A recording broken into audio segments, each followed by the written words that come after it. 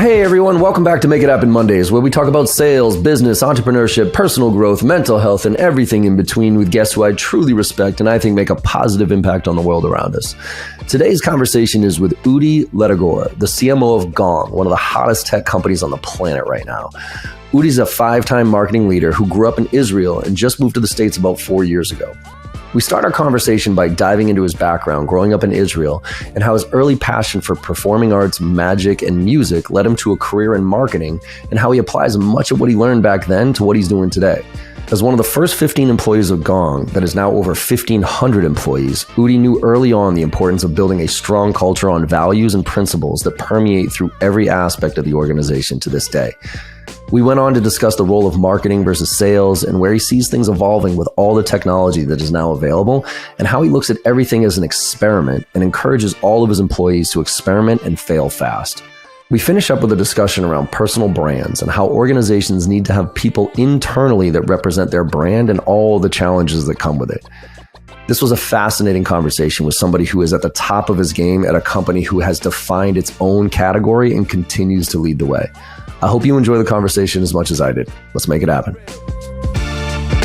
What's happening, Make It Happen family? Big shout out to our partners today, Gong, Vidyard, and Chili Piper. Gong's data is more than valuable. It's cornerstone in any organization looking to collect the data that's going to tell them where they can improve and where they need to spend their time making changes. Vidyard makes it easy for people to use videos anywhere. No matter whether you're sending videos in email or on social media, posting them somewhere, or sending them in a DM, Vidyard has got you covered. Our friends at Chili Piper are so much fun to be around. They make it easy for people to get on your calendar.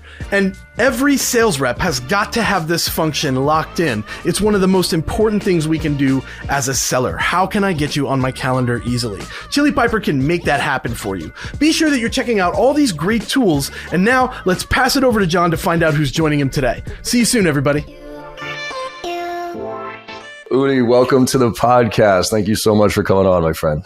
Excited to be here, John. Thanks for having me. Absolutely. And look, I think enough of the people who listen to this podcast know who you are. So I don't think we need to go through the Gong background. I want to dive a little bit more into something where you're coming from, though, because I was in prepping for this. I started looking through your history, and I think it's a rather unique one. Coming from Israel, getting into performing arts, getting into magic is yes. and really, then music. So could you kind of just talk to me a little bit about your childhood, if you will, because I think that's a lot of who you are, but I'd love to learn a little bit more about you growing up and get some perspective there, if you don't mind.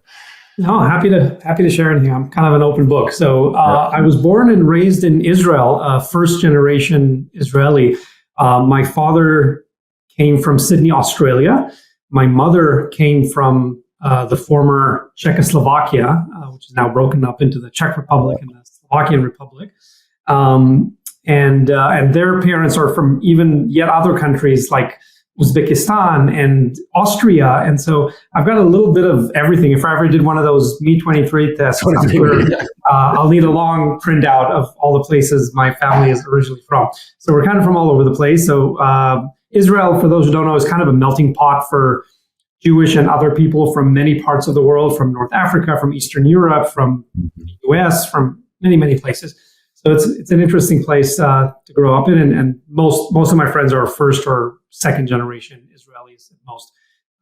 So few families have been there longer than that. So kind of a country of immigrants. And as a child, I was fascinated by the performing arts. I remember performing arts is kind of a big word, but as a kid, I used to love making and playing with puppets. So I found a couple of buddies who thought that was fun too, and we used to put on little puppet shows for ourselves, and use sheets and blankets to make the little theater, and put up desk lamps as lighting, and put some probably flammable cellophane over them to tint the lights.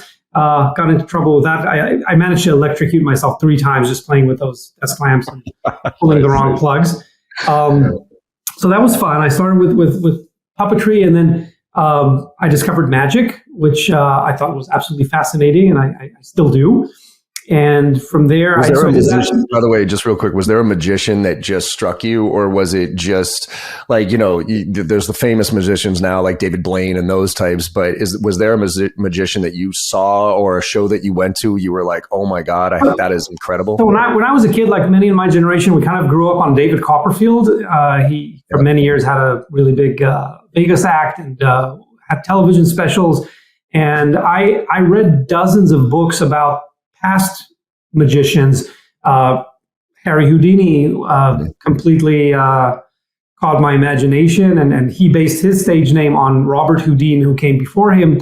Harry Houdini's real name was Erich Weiss. He's a Jewish boy from Hungary, kind of similar to my family. But Harry Houdini sounds a little more impressive on stage. And then, of course, given my name, Udi, I had to pick a stage name. So if you haven't heard it yet, I'll out myself in more than one way today. And my stage name was Udini. That's actually awesome. I love it. Yes. So I come from a long chain after Robert Houdin, Harry Houdini, and then there's Udi Ledergor. Although I did have a different last name at the time. We can talk about that if we have time. I did magic for a good 10 years, started birthday parties, moved up to like illusion shows at malls and a bit of Israeli television, and did some fun stuff with that. And then as a teenager, I discovered music and really got into that. Started by playing the organ and moved on to the piano. Was classically trained, and then later discovered the love of jazz. So I've been kind of alternating for all these years ever since. I still play the piano. I don't do magic. I don't do puppetry anymore, but I do play the piano. And I kind of love the cross between classical and jazz and everything in between. So I will end that story with, I think that love for performing arts that goes on to this day. I mean, this last weekend alone, I was at the SF MoMA, I was at the Opera House, we've got tickets to the ballet, to the musicals, to everything. I love that, and I'm excited about it, and I see B2B marketing as a way of performing to an audience and creating a show, creating to an experience. When we talk about creating raving fans with our product, with our brand, with our event experiences, it's pretty much a magic show. It is a performing art, and the teams who do this well, when you come out of an event and you're completely elated and you go like, wow, that was worth every minute and every penny I spent on this, you know you were served with an experience like that. And I don't think it should be reserved for going to the opera or to the musical or going to a museum to see a piece of art or to a concert. You should be able to go to a B2B conference and come out and saying like, wow, that was totally worth my day here. I love that. And I will get into the experience and the science versus the art, because you talk a lot about that and the combination of the two, using data to be creative. But you mentioned something briefly there that stuck out while I was doing the prep. So, you talk about your guiding, your principles, right? And one of them being raving fans, and you're a 4-time marketer. You were what number were you at Gong again? 4th or 5th? I was employee number 13 at Gong. 13. It's my 5th team now building. 15. And I heard that you, around 70 employees, very purposely did a kind of a principle or a values exercise. Could you, I'm a huge believer that values and principles dictate almost everything that we do, or should at least. Could you kind of, and that's why I asked about your background, right? About where you got your values from, kind of trying to explore a little bit of that. But when it came to Gong and building these businesses for you, how important was it to start with values or principles? And could you just walk us through that, how you kind of came to that, and then what you did and how you grounded yourself in them? Absolutely. So I think what happened when we hit about 70 employees is we had enough folks, mostly in management, who had worked at larger companies. And we all know that at some point you sort of look around you when you're 200 or 500 or 1,000 employees, and there's a distinct office culture or organizational culture, and no one really knows how we got there. But it's so hard to change after a certain stage. It's because people bring their type of people with their types of behavior, and things kind of get this momentum that is really, really hard to break out of. So we had the foresight at a pretty early stage to say we want to be very deliberate about the type of organization and culture we're going to build here. And we want to be very specific about what we're trying to build, what is already working for us, and what could be a little aspirational. But we want to formulate and codify these operating principles at this early stage, make them completely public so they're on our website so candidates can see if this is the type of org that works for them or not. So we're drawing the right type of people for what we're trying to build. And then we incorporate that in onboarding, and we incorporate that in dozens of other ways into our culture so that we're solidifying these operating principles. And so we took a bunch of folks from individual contributors to junior managers, middle level and senior managers in the both sites that we had, both in Israel and in San Francisco. And we sat down for a few days with a facilitator. It started with one of those sticky notes exercises where there's hundreds of Post-it notes on the board where everyone's writing down like different ideas of what it means to them to be a Gongster, which is how we fondly call ourselves at Gong. So what does it mean to be a Gongster? What do you do that makes you a Gongster? And we started with hundreds of these ideas, and then we started categorizing them. And we ended up with something between 7 and 10 of these big principles, both in the US and in Israel. And there was a good amount of overlap, but also a good amount of differences. And that's where it became interesting, seeing what it means to merge this Israeli and US culture. I'll give you an example. In Israel, out of Israel, came a interesting principle that is a big pillar of our org today, which is called no sugar, which talks about the way we communicate at Gong. We don't believe that anyone benefits by sugarcoating hard discussions or hard news. And we just want to put it out there, being very respectful to everyone in the room, but calling things out as they are so we can fix them and move forward. And that came from the Israeli team. It's a very Israeli thing to do. If anyone has met Israelis before, we tend to be very blunt and direct to the point that we're crude at times. But finding a version of that works and it becomes a part of the Gong culture is actually something that many of our US team members appreciate, because many of them came from organizations, which will remain unnamed, where that was not a principle and people were afraid to have difficult conversations and everything was always perfect and beautiful. And they're like, we know it isn't. Why can't we just talk about this and solve the problem?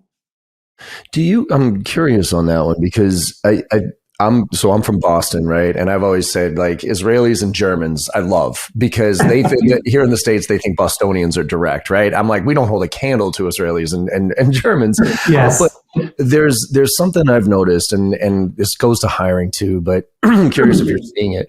The generational component to this as well. Right. I'm a Gen Xer here. I'm 46 years old. I was very used to getting very direct feedback from my parents about, yes, you did a good job or you did a bad job. And there was first, second, and third. You didn't get those trophies, all that stuff that people talk about today. Do you see that there's a macro challenge right now with people being willing to accept direct feedback compared to like kind of more senior generations, if you will? That's a really interesting topic. We could probably spend the hour just talking about that. I'll give you my quick view on this. I do see a generational gap in expectations. And I think a lot of that gap is understandable and justified. Here's the blunt truth. You and I are almost the same age. I'm a little bit older. We grew up when it was okay to tell blonde jokes in the office and homophobic jokes in the office, and everyone used to have a good giggle and move on. And today's generation of the younger workforce will not tolerate that bullshit. And I'm so glad that's the case. And so I think that's where some of the stuff stems from, the so-called PC culture that has developed over the years. And now everyone has these high expectations of don't offend me by saying anything that marginalizes any group or person. I think that's a great thing. Mm-hmm. When you get to some extreme points of this, then you find that you can't have direct conversations about certain things because you're just so afraid that you're walking on eggshells, and who are you going to disrespect or hurt their feelings? And I've crossed that line in the past. When I was new here, I've only moved to the Bay Area 4 years ago from Israel, and despite having worked with U.S. colleagues my entire professional life for the last 25 years. Being suddenly submerged in this culture here definitely needed some adapting to. And I found myself thinking 10 times before I told a joke in the office. And I'm kind of known as being the one with the wisecracks, not always the funny ones, but the one with the wisecracks and a good rebuttal to everything. But I started toning that down and thinking twice, I might say something that might make someone feel uncomfortable. I better not do that. It's probably a good thing that I had these thoughts. But I think in some extremities, you find that people are afraid to have direct conversations. So I think it's a worthwhile exercise to find the way to have these conversations. And, at Gong, we deal a lot with diversity and equity and inclusion. We have teams that are doing work around this. I'm an executive sponsor of the Proud at Gong group, and we have very active ERGs.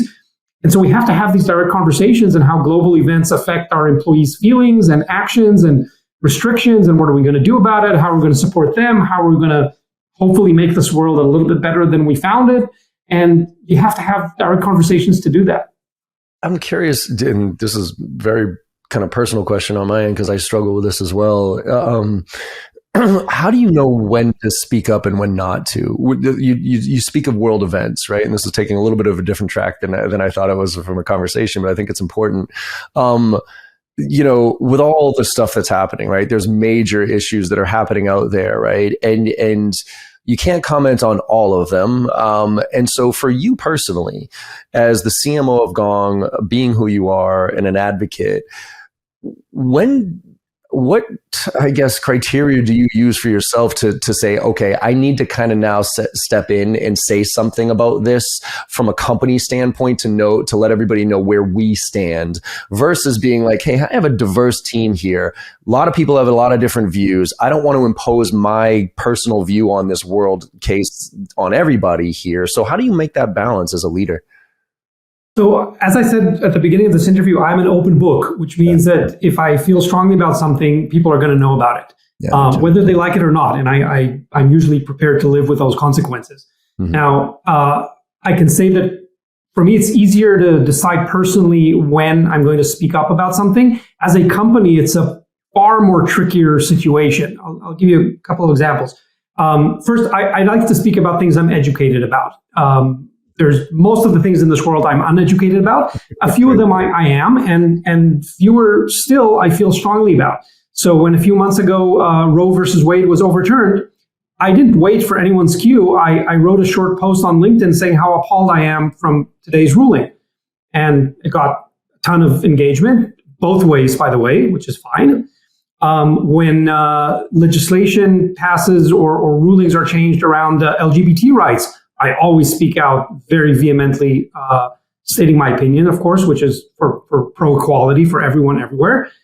So these are things I feel very strongly about, and I've been a social activist back in Israel.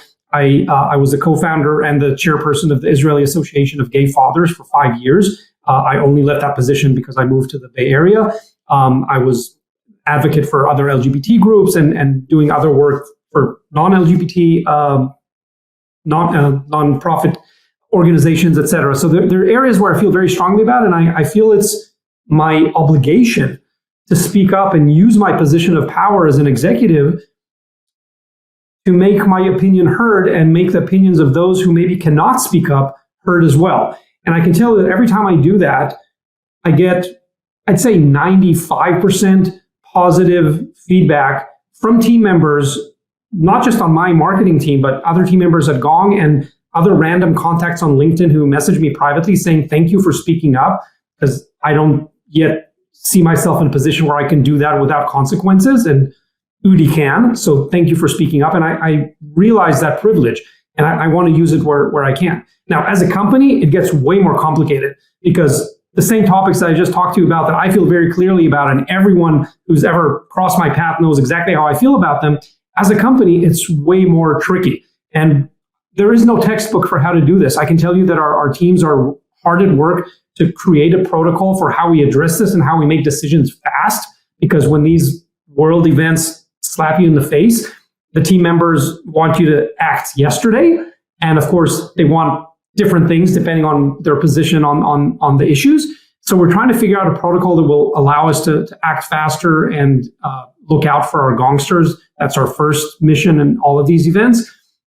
Whether they need expanding their medical insurance or just taking some time off to process certain events. There's so many things going on, or donating to certain causes, etc. But we want to do this so thoughtfully and definitely make it so that people realize that we have the best intentions. We're looking out for our Gongsters, and we're not trying to create any sort of separation or favoritism amongst different groups within Gong. So it's a really, really tricky thing to balance. Again, as an individual, it's a little bit easier. As a company, it's terribly difficult. Especially when you're, public and you have all the stuff, like all the other pressures coming in. So I can't imagine. I mean, my little 15-person company, I struggle with sometimes knowing what to say, when to say it. I mean, you basically what you just explained is what I have tattooed on my arm here, which is when you're accustomed to privilege, equality feels like oppression. And that to me is the idea that privilege isn't that you are, given what you have, right? But that's what it feels like. It's like, I didn't earn this. Now, privilege is that when I wake up in the morning, I don't have to worry about what I'm dressed like so I don't get sexually harassed. Privilege is when I get pulled over by the police, I don't worry about getting shot. Like, that's privilege.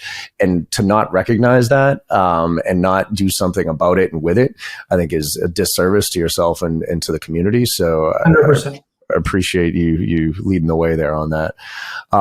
So let's kind of get back on a little bit of the track of the business side of the house. And I'm curious your perspective on sales and marketing and how you would define the two roles right now with where we are today, right? Because you talk a lot about how, you pull a lot of inspiration from B2C to apply to B2B.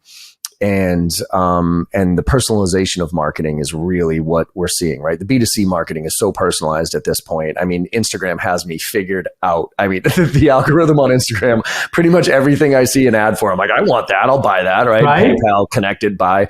And so that is obviously bleeding into the B2B world with artificial intelligence and intent information and all that other stuff. So with where we are today, how would you define the two roles of sales and marketing, and where does one end and the other begin from your perspective? So I think it's hard to draw the line in a generic form because every company and business and category have different needs. I'll give you a simple example. If your company has a PLG or product-led motion, sales team has a very, very specific part in that. But in a traditional enterprise sales motion, sales has maybe a much bigger part in that or a different part in that. And that also means that marketing has a different part. In PLG, you're pushing the customer to take action themselves. In an enterprise sales motion, marketing is actually bringing prospects to speak with human salespeople. So it changes based on your category and based on what the goals of the business are. I will say that sales are where the ultimate personalization happens, right? Because a good salesperson knows how to speak and uncover the pains of the customer and pinpoint the exact things in their product or service that are going to answer those pains. And that is really hard to do at scale, which is why large enterprise deals are sold one by one and we're not taking bulk orders just yet. Right. So that's the sales experience. Now, marketing needs to get to that point where sales have the opportunity to do that one-to-one personalization. And to do that, we have to start with one-to-many mass marketing and then go to one-to-few ABM programs and eventually do one-to-one people-based ads and event experiences and direct mails and of course, emails and web experiences that are highly personalized to drive to that sales experience. So there's no artificial separation between sales and marketing. And I would also add customer success to the mix because today customer success are just as much salespeople as people with sales in their title. Because in SaaS, that's kind of the viable model. That's how you stay in business, by keeping your customers retained and adopted and happy and making sure that they expand and upsell and cross-sell and all that good stuff. So these are all parts of the same funnel, and we have to operate like this three-headed dragon of marketing, sales, and CS. If you operate in silos, if each dragon stays in their own den, it's never going to work. You're not going to create the magical experience for the customers. You're going to end up asking them the same question 10 times. You're not going to know who's using what and who's doing what. And I haven't seen successful organizations build in silos like that for a very long time. Yeah, no question. There was an operative, I think there was an operative word that you used there, though, when you related it to sales, which was good sales professionals. Good sales professionals engage, ask the right questions, have context around the information. My fear right now is that we are turning most of the quote unquote sales reps into robots. So basically marketing, right? With the sales cadence tools, right? I'm not naming names, but all these tools that allow sales reps to push one button, send out 1 million emails and basically act like marketing. So my fear right now is specifically for the SDR role and the BDR role that yes, the ones who elevate and leverage these tools the right way to engage and put that human element before it hits your inbox, those are the ones that are going to survive and thrive in the future. No question about it. But do you see, with the current construct of the predictable revenue model and how we have it formatted right now and how most of the SaaS world is following along on that suit, do you see us basically beating sales out of the equation and really turning most of what sales is right now into marketing? No, that's not how I see it at all. Here's how I see it. And there's a few angles I want to approach this from. First, just a couple of days ago, I was giving a talk to this CMO school group, and they were asking me about our tech stack and the different automation tools that we use. And like, don't worry about all that stuff. The tech stack, it will never replace strategy. It will never replace quality execution. A tool in the wrong hands is going to allow you to take a bad email that is not engaging anyone and send it to more people. Yeah. A bad tool, a tool used in the wrong way, is going to let you take a piece of content that nobody wants to read and spam more people with it. Like, why would you want to do that? If anyone out there listening to us right now feels that a big part of their day they're acting like robots, they're clicking to send a preset cadence or email to a bunch of people they know nothing about, here's a newsflash: you will be replaced by the robots. We are building the robots right now to replace you. Okay? How do you know if you will not be replaced by the robots? Congratulations. If you are actually doing something that requires you to use your brain actively every hour of the day to figure out what this person is trying to solve for today, how can you be helpful to this person? What would they love to hear from you about? That will not be replaced by the robots anytime soon. So that's what you need to do. And we want to help salespeople focus on what they're good at and what the world needs of them to do, which is customizing their approach and solving problems for customers that robots cannot solve at scale. And sending the same darn email to 2 million people, you don't need to hire a human being to do that. We've got you covered. And all those static cadences, they're not helping either. They're just, again, taking that power of evil and putting it in unequipped hands. So without giving too much away, I can say that Gong is about to disrupt that world as well. If you actually tune into our event, Celebrate, coming up on November 15th, you can go to celebrate.gong.io to sign up. That's celebrate.gong.io.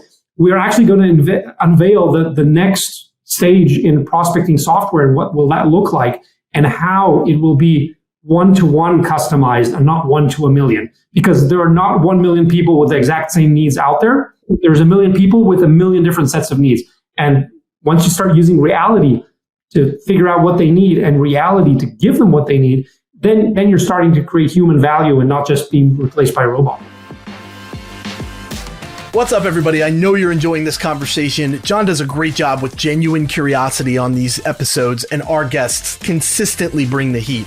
We want to take a moment here and let you know that you've got an opportunity to become better than you were yesterday. And you can do so by gaining access to all of JB Sales content. All of their training, tips, techniques, tactics, and takeaways can be yours for $1 a day. $365 for the year gets you annual access to everything, including our private Slack channel for members only, which you get access to all of us directly 100% of the time, 24 hours a day. And then at the same time, you're going to get access to our bi-weekly Ask Me Anything sessions where you can bring real deals to the table and get the help that you need where you need it. This is very, very important. Sales reps that invest in themselves are often found at the tops of their leaderboards. Join us today and get the help you need to become the seller that you deserve to be. That URL, one more time, is joinjbsales.com. Let's get back to the show with JB and our guest for this week. How do you get somebody to care enough, though, to do it the right way? And I know that's gonna, easy answer to that is hiring, right? But there is that point when you get somebody out of school, you hire on good things, but to genuinely care, I call this the give a shit factor, right? Like when Morgan came to me, Morgan Ingram, right? I tell this story a lot. He came and we started building cadences using our approach and all this other stuff. And he was doing really well and his results were pretty good. And then they kind of leveled off and he came to me and he said, John, I'm a little worried. He's like, I feel like I'm doing all the right stuff, but I'm not getting the results I would expect. He's like, what do I need to do to get to that next level? And I said, well, Morgan, your results aren't going to change until one thing does. And he said, what's that? I said, until you start giving a shit.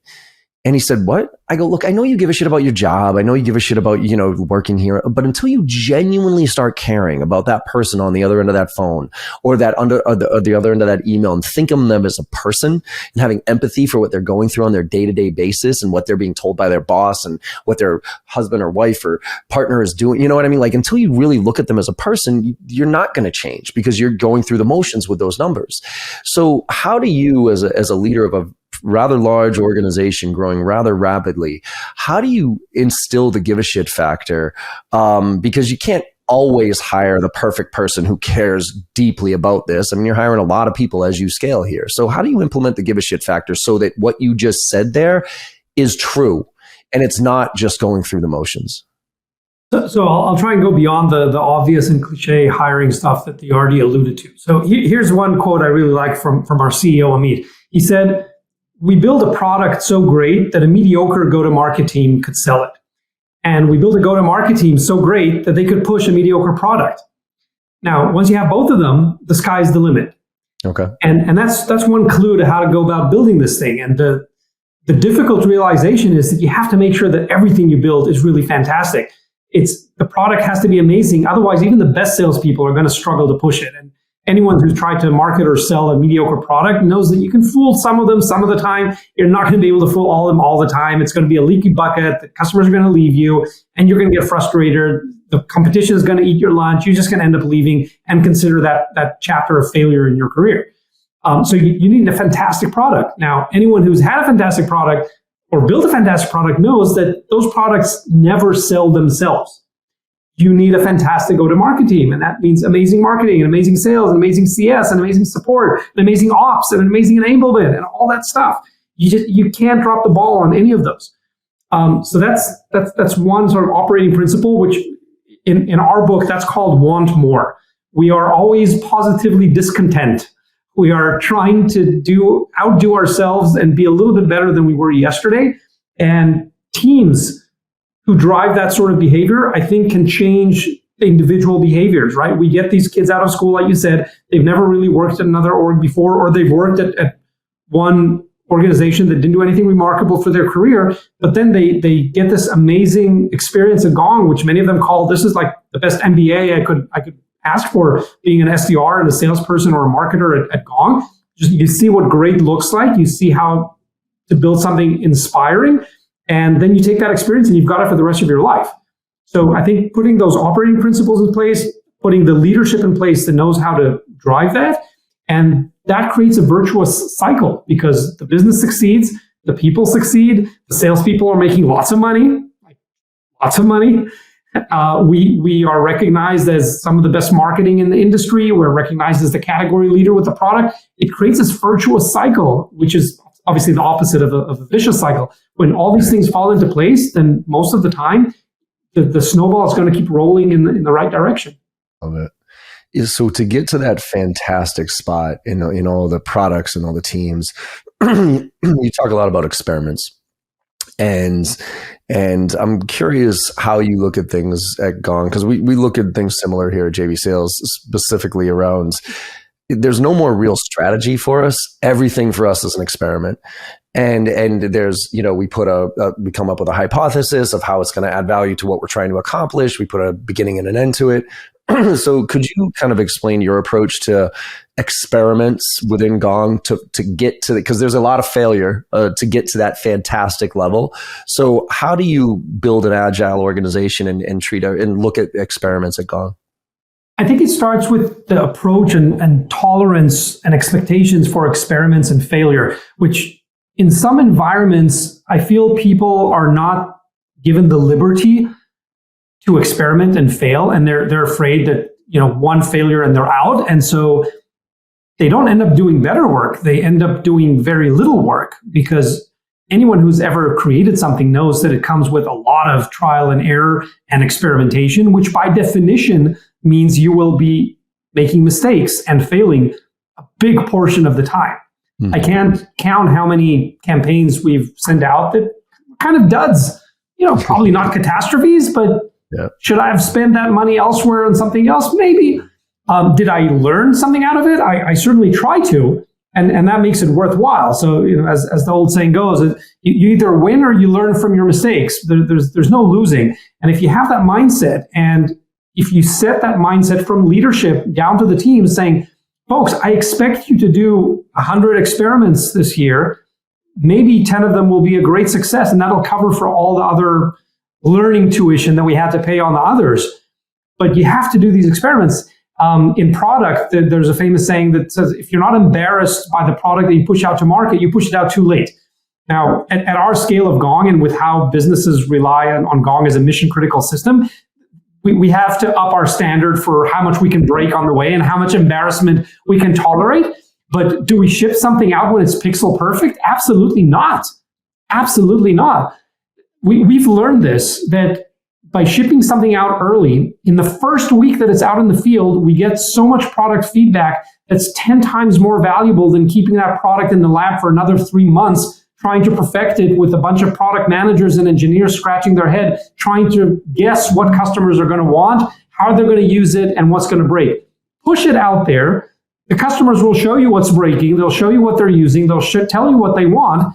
And within 1 week, you'll get that feedback. Would have taken you months to figure out in the lab, and you probably wouldn't have come up with all of it because you don't use it like a customer does. And so the same goes for product, the same goes for marketing experiments, right? We're not going to get every word in every piece of content pixel perfect. We're going to push it out there. If we see that there's interest, we're like, okay, we're onto something. We'll keep tweaking and optimizing that. And if it's dead in the water, we'll move on. Was the Super Bowl an experiment for you? Absolutely. Super Bowl was an experiment. We did the first one in 2021, and we set up expectations that this would be a long-term brand awareness play. And we feel we achieved that. But as a bonus, we also got some short-term pipeline and revenue results that were very, very encouraging. We had our record week for pipeline creation on Super Bowl week of 2021. We never had a week with so much pipeline created. It was insane.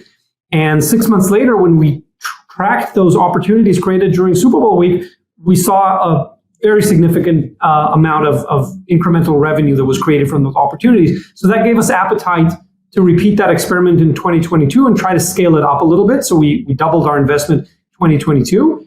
And then earlier this year, we did it. We got better at measuring the long-term awareness stuff. We actually did surveys in 3 cities where we broadcast a commercial. We did a before and after survey comparing us and other players in the markets to see if people had heard of us before, and many have only heard of us after. And we did a bunch of things around connected TV and digital and others that were great. We didn't fully replicate the short-term success that we saw last year, so that was definitely a learning. Nobody got fired for it. It was an expensive experiment. I'll be the first to admit that. Will I do another one next year? Maybe, maybe not. There's so many opportunities, even just within sports sponsorships that are knocking at my door every day, from car races to basketball and baseball and football teams that are looking for sponsors, and stadiums that are looking for names, and so many things you could be doing. So we'll do what we think will work for our customers. We'll keep experimenting, see what works. I love it. And with that, the experiments, short-term, long-term focus, long-term awareness. I think there's obviously short-term marketing things that drive, MQLs till we can pass by, but then there's the long-term brand awareness. And like you said, there's so many options right now. From an experiment standpoint for long-term, how do you measure that and put some context on this one? I'll give you an example. Like I decided to jump into TikTok, right? So it was about 4 months ago at this point. Gary Vee's talking about TikTok. It's the best, the algorithm, all this other stuff. And I'm like, okay, B2C, and let's go back to the B2C and how it applies to B2B, right? B2C, I can see it, right? I mean, it's the most viral platform there is. And I've been on it, and I have the luxury now as the CEO to kind of do my own experiments, right? So my company's kind of running their own thing, and I can now go take a beating on certain platforms and try certain things out. And so I'm like, all right, TikTok, let me see if I can figure this out. And I'm getting my ass handed to me on TikTok. But the way I'm looking at it is, I've run the numbers. Within 4 months, I've got over 2 million impressions, over probably 50,000 comments. But then I have a link tree on my, to try to drive to my podcast. That's all I'm trying to get people to do, right? See if I can drive some type of connection to that massive brand awareness to an action. And after 4 months and 2 million impressions, there's like 40 people clicked on the link tree and like 25 of them clicked on my blog.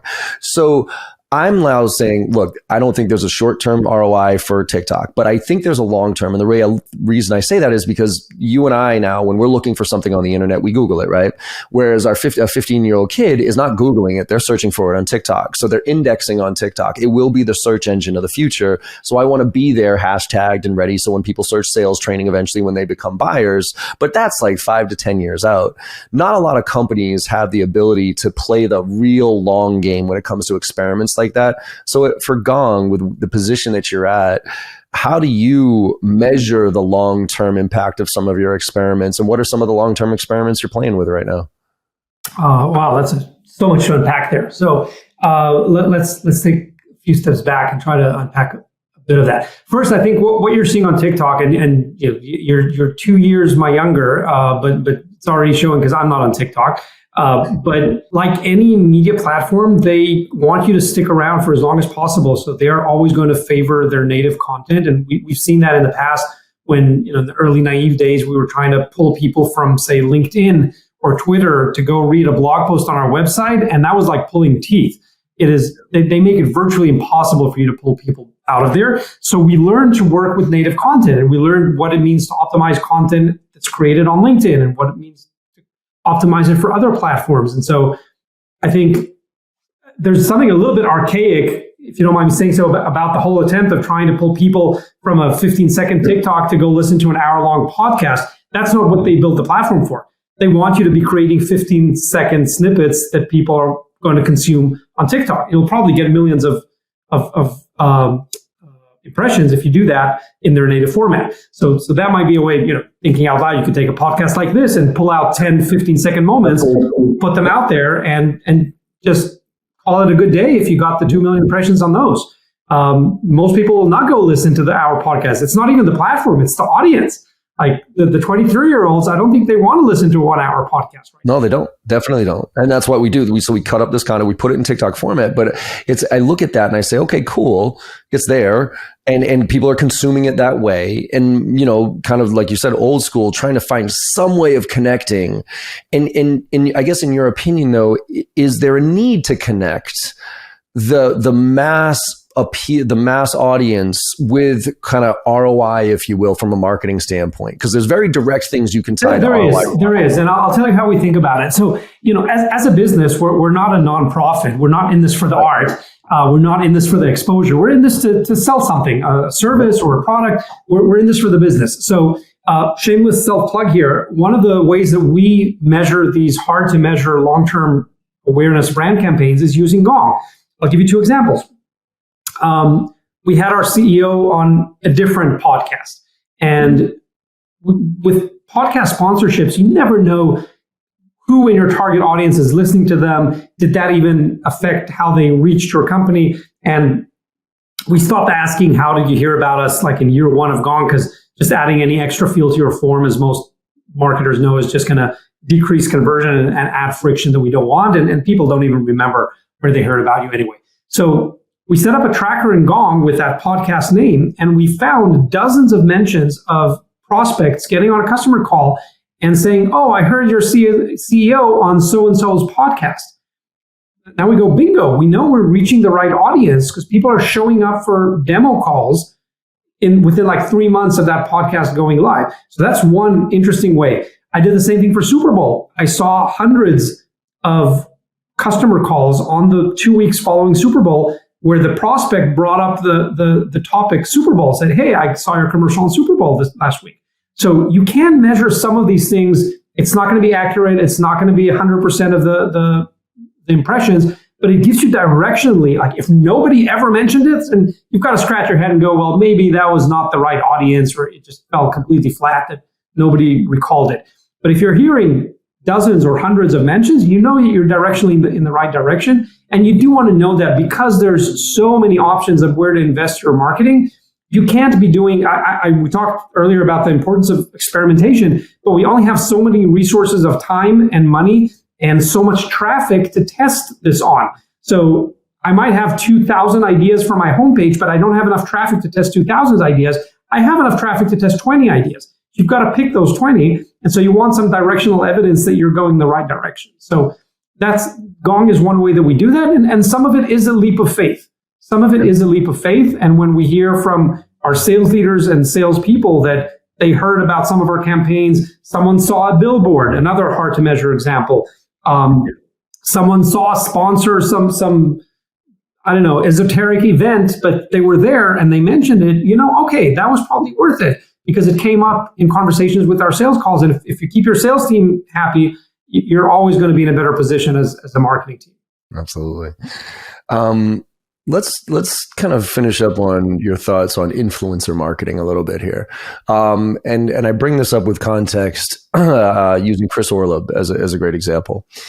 When Gong came out, Gong, Chorus, Exec Vision, it was kind of like the platforms. Okay, cool. But Gong all of a sudden shot to the front very quickly. And my opinion of that was it was obviously a really good product. But if you were to ask the normal person, tomato, as far as these, call recording intelligence, I don't really know what it is. It's a market right now and it seems kind of interesting. But what Chris Orleb was doing with your content, as far as grabbing that data and putting it out there and contextualized and helping and adding value, I mean, literally it skyrocketed Gong to the front without question, in my opinion. It was everywhere. I mean, I used a ton of that data myself to reset our training. I was like, well, wait a minute. If the Gong data is saying something different than I'm saying, I need to kind of check now what I'm saying. Yeah. Right. And so I'm curious with influencer marketing. I think it might have jumped the shark a little while ago with Fire Island. I don't know if you saw that Netflix series, right? Mm-hmm. The nightmare that Ja Rule was. But they had all these fake Instagram and like, and then it was a disaster. So I think it little jumped the shark there. But how do you see in my theory of the advent of the chief evangelist officer, right? Somebody within the organization who doesn't necessarily need to be the CEO, but they need to be the personal face of the brand, because people don't trust corporate brands. They trust people. And so how do you see the world of B2B evolving with quote unquote influencer marketing? Are we going to be hiring influencers? Are we going to be tying to influencers? Are we going to be leveraging them as a major form of getting out there? What are your thoughts? I think it's a combination of all of the above. Let me break this down into maybe two main thoughts on that.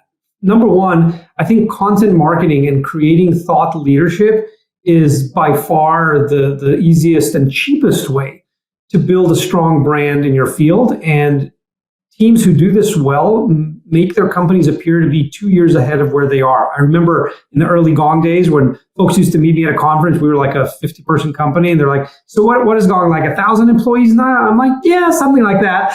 Yeah. And I'm like, yes, this was a good day. We're creating so much noise out there and cutting through all the clutter that people actually think we're 2 years ahead of where we really are.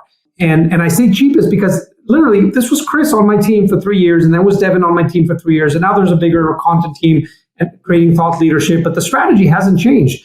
We are putting a lot of thought into what content is going to be so valuable to our customers that they would be willing to pay money for it. And that's not just a cliche that we put out there.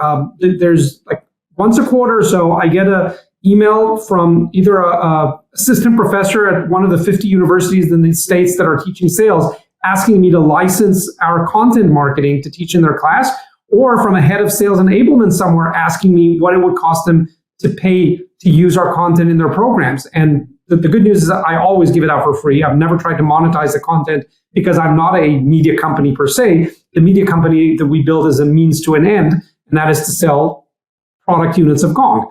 And so as long as they credit us and attribute it, I'm happy for everyone to use it for free. So that's one strong thought that I have on this. And if I moved somewhere else tomorrow, I had to build a B2B demand gen motion, I would start with figuring out the content strategy. That is the single biggest rock you can move to a successful demand gen strategy. And then finally, you mentioned the people versus brands. That's something we discovered very, very early on. People prefer by far interacting with a brand, with a person, whether they like or hate what they wrote, whether they agreed or disagreed. It's way more fun responding to John than it is to JB and Associates.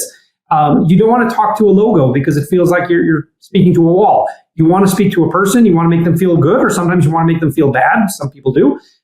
You want to speak to a person. And that's why we found the strategy of using real people. They don't have to be executives. Chris was a director or senior director on my team.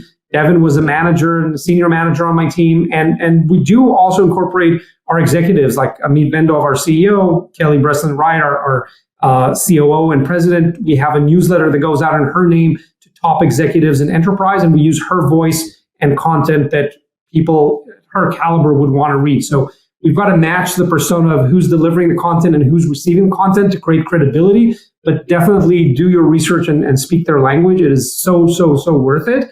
And that is one of the differences that allowed us to break forward so soon when products were a little more comparable.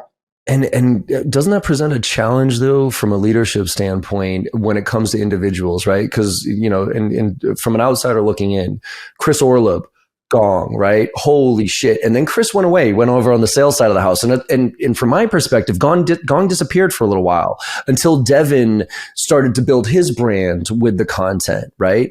And Devin then championed it. And this is to the masses. I know your CMO has your CMO audience, but to the masses, right?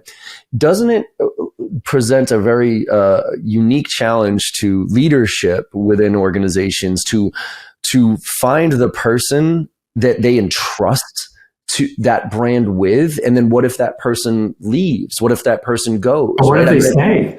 Right. We don't expect any of these great people you mentioned to stay with us for 30 years and then retire. Right. I got 3 wonderful years out of Orlov. I got 3 wonderful years out of Devin. I consider myself very, very lucky, both for getting all the value that they provided and also hopefully in some small way helping them build their own career and brand as they moved on. And that's wonderful that we now have people in different companies who got their big break at Gong. I will say that a part of the tactical strategy when any person within the company is using their name on an email or in a social post is to tie it back and think, how do I turn this into a follower of the Gong brand page? How do I turn this subscriber into someone who subscribes to the official Gong newsletter? And that is where the big traffic is. We have hundreds of thousands of subscribers to the Gong newsletter. We have over 170,000 followers on the Gong LinkedIn page. That's more than the sum of all the people you mentioned and their personal followers combined. Wow. Go look at the numbers. So that was always the strategy behind it. And we do it in a subtle way that even though you're there to read what Udi or Devin or Chris or John are saying, you end up clicking that follow button on Gong. You end up clicking that subscribe button on the Gong email. And now you're in the company list and you're on the company page, which is where we wanted you from the get-go. But we knew it would take a human for you to want to follow and engage with first. So that is the strategy. And we do capture those on the company assets so we don't lose anything material when someone leaves. Yeah, because I think there's so many people, there's so many leaders that I've seen out there that are scared to entrust their brand with individuals. Well, good luck getting 170 follows on your logo without incorporating humans. I haven't seen that done before. Yeah, me neither. And that's why I cringe at, some of the reps that I see out there who are doing a really good job building their own personal brands. And the marketing team of that company is mad at them or gates them from saying certain things. I'm like, what are you talking about? Let that person add as much value to the world and build their brand as big as they can, because you're just going to benefit from it. And if you don't let them do it, they're just going to leave anyways. 100%. That's another thing we've done from the very early days. We've not only encouraged every team member to build their personal brand and encourage them to share their experiences, but also help them when they need it. So if you look at folks like Sarah Brazier, who documented her whole SDR journey at Gong and is now successful AE at Gong, she's built her own personal brand with thousands of followers with little help from the marketing team, but Gong is gaining a lot from her presence out there, and it's a symbiotic relationship. More recently, we've had Caspian on the SDR team, who's become our king of memes, and he's getting thousands of impressions on his daily memes and creating a lot of edutainment out there on social media. He's both educational and entertaining, and we all need that break. And we're proud to have him associated with the Gong brand, and I'm sure he's having the time of his life building his personal brand under that umbrella. I love it. Super tactical question. Do you have guidelines for brand building at Gong? Do you give people like, hey, here's kind of the guardrails. Like if you're thinking about this type of stuff, then at least come to us and ask before you just post anything. There's, I think, like a 2-page social media strategy that every employee signs in the employee handbook as part of onboarding. It's mostly the legal gobbledygook of, you can't disparage Gong or our competitors or your fellow employees and stuff like that. But otherwise it's really, really open. And we talk about it during onboarding, and we show some of these positive examples of team members and former team members who've done this really, really well and built their personal brands. Hey, any seller will tell you that if you get to that status of building your personal brand on social media, it's going to be so much easier for you to sell. I mean, when someone picks up the phone and you go, "Hi, this is Sarah Brazier," like, "Oh my God, I'm speaking with Sarah Brazier." You just got a celebrity call. Of course you want to entertain that call. And so we encourage that. Honestly, in my 6 years at Gong, I haven't seen anyone abuse it.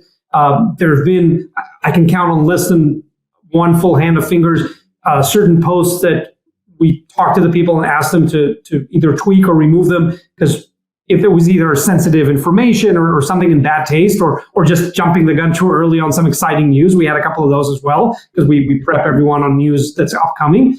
But literally, one hand, I can count all those mistakes that happened in 6 years, and we're an organization of 1,300 employees. So bottom line is, it is totally worth it. And even as we talked about experiments, a few mistakes will happen. They are a very worthy price to pay for all the good that you see by having such a large number of your employee base be out there on social. I love it.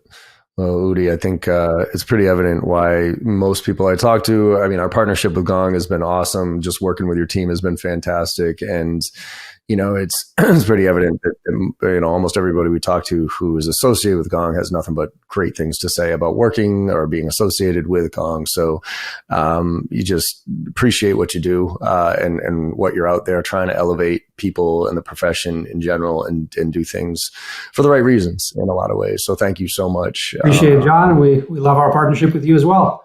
Absolutely. And I know you have, so talk a little bit about, you got Celebrate. I know you don't want to tell too much here, but you spoke a little bit about some of the cool stuff coming up here. You want to give anybody a little preface to what's happening? Yeah. So, 3 months ago when we did the Celebrate Roadshow, we stopped at 7 cities. We launched our reality-based forecasting product back then called Gong Forecast. And we now, three short months later, we have over 100 paying customers who are using forecast every day, and they will never look back because they have much more accurate forecasting. They spend far less time across the team forecasting, and most importantly, they're all aligned on the forecast. So we're going to be sharing what's up next for Gong Forecast and some of the traction our customers have seen in the last quarter, plus a bunch of exciting news about new product releases. I won't say more, but you're all welcome to join us for the virtual event. That's at celebrate.gong.io. It's November 15th. It will be well worth your time. So looking forward to seeing you sign up and attend. Love it. And Udi, do you want to point anybody in direction for you personally? Do you like your LinkedIn or anything? I'm to LinkedIn. I'm nowhere near cool enough to be on TikTok, but I am hanging out on LinkedIn. There's only one Udi Ledergor there, so you can easily find me. I'm happy to connect with all of our listeners. Perfect. Well, again, thank you so much for coming on, Udi. I really appreciate the conversation, and good luck with what you're launching up and your next experiment, if you will. Thank you very much, John. Thank you all. All right, everybody. Thank you so much for listening. I hope you enjoyed the conversation as much as I did and got something out of it that'll get you maybe a little think differently or do something a little different in your own organization. And look, like I always say, go out there and make somebody smile today.